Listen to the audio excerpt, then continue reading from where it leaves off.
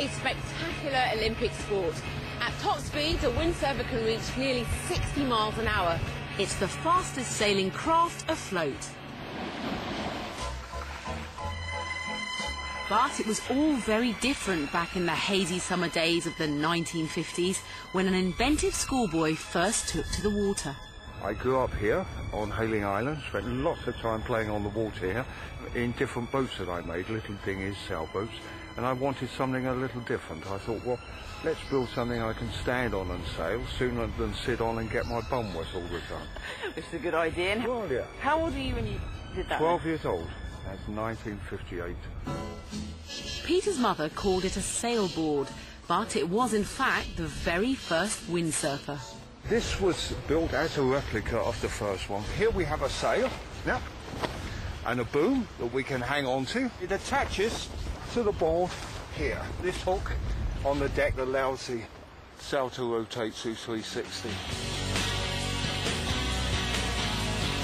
In later life, as a racing car engineer, Peter came back to his idea and decided to experiment with glass fibre. Business was just starting to take off when an American called Hoyle Schweitzer got wind of it. I remember doing a boat show and being approached by an American and his team of lawyers claiming I was in infringement of his patent on the windsurfer.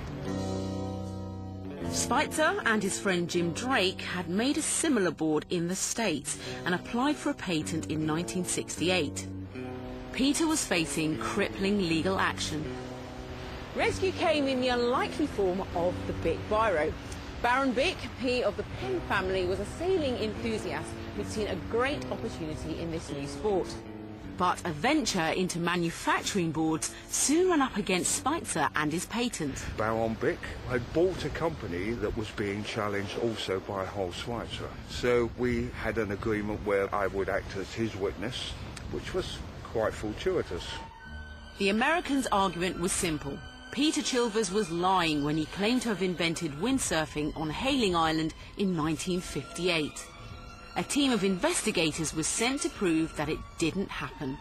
The best that they could come up with, I'm afraid, was to bring to court an old lady that lived just here, just across the water there, that was there to claim that at no time did she ever see a young man of 12 by the name of Peter Chilvers sailing past her. Yeah?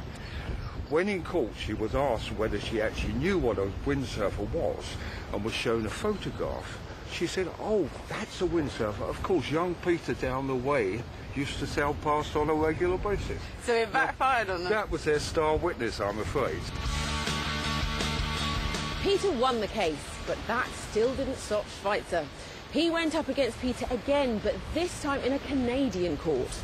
He tried to say that although Peter's invention may have existed, it certainly couldn't work properly. I was a young lad working in the windsurfing shop down on the River Thames, and Hoyle Schweitzer's lawyers turned up with a replica of Peter's board. And they put me on the board, and by the time I sailed across the river and come back the other side, half of the lawyers had left because they could see, plain as day, that it was actually a working model, and so they had no way they could prove that it didn't work.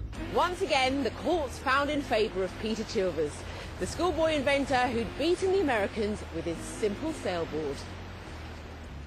But did it all make him a fortune? The short answer is no. But did Peter's invention give Hayling Island a lasting claim to fame? Yes, it certainly did.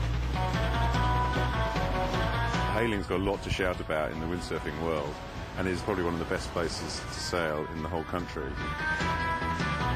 Coming back today was really quite emotional. It's just amazing. It hasn't changed one jot. Cool.